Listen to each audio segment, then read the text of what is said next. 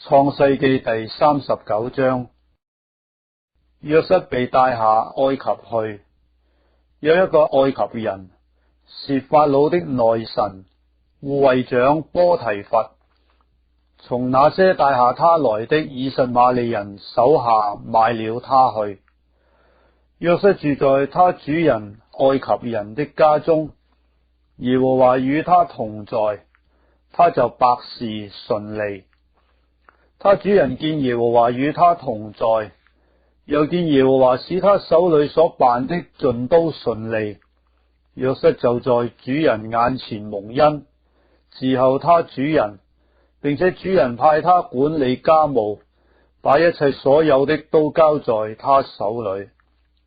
自從主人派約瑟管理家務和他一切所有的，耶和華就因約瑟的緣故賜福與那埃及人的家，凡家裏和田間一切所有的，都蒙耶和華賜福。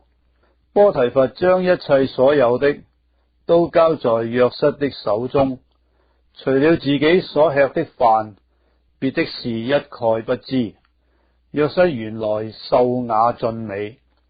這事以後，約瑟主人的妻以目送情給約瑟，說：你與我同寢吧。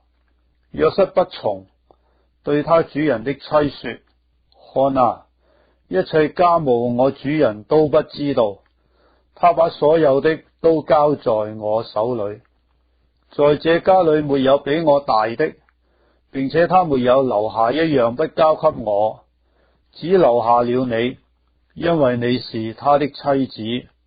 我怎能作這大惡，得罪神呢？後來他天天和約瑟說，約瑟卻不聽從他，不與他同寢，也不和他在一處。有一天，約瑟進屋裏去辦事，家中人沒有一個在那屋裏。婦人就拉住他的衣裳，說：你與我同寢吧。約瑟把衣裳丟在婦人手裏，跑到外邊去了。婦人看見約瑟把衣裳丟在他手裏跑出去了，就叫了家裏的人來，對他們說：你們看，他帶了一個希伯來人進入我們家裏，要戲弄我們。他到我這裏來，要與我同寢，我就大聲喊叫。他聽見我放聲喊起來，就把衣裳丟在我這裏，跑到外邊去了。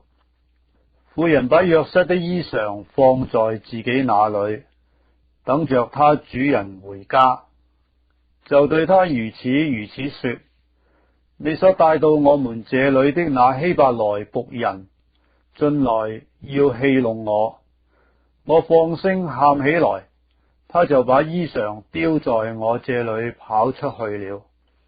約瑟的主人聽見他妻子對他所說的話，說：你的僕人如此待我，他就生氣，把約瑟下在監裏，就是王的囚犯被囚的地方。